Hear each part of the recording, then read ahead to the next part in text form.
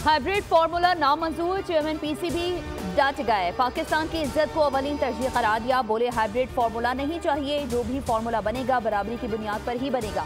सबसे पहले पाकिस्तान की इज्जत है। भारत के साथ मैचेस का मसला हमेशा के लिए हल करने की कोशिश कर रहे हैं। हमारी कोशिश है कि क्रिकेट की जीत हो, एक तरफा काम नहीं चलेगा। अंडर 19 टीम हमारा मुस्तकबिल है, इस पर इन्वेस्ट करेंगे।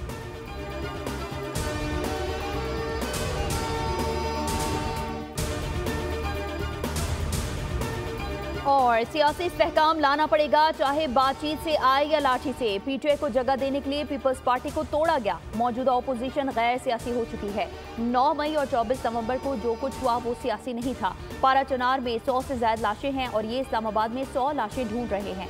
चेयरमैन बिलावल भुट्टो जरदारी का यौम तासीस के इज्तिमा से वीडियो खिताब। कहा, हुकूमत के कुछ लोग सोच रहे हैं कि केपी में गवर्नर राज लगाया जाए। मामला सामने आया तो पीपल्स पार्टी इत्तेफाक़ी राय से फैसला करेगी। कोशिश की गई कि जुल्फ़िकार अली भुट्टो की सोच और नजरिया खत्म किया जा सके।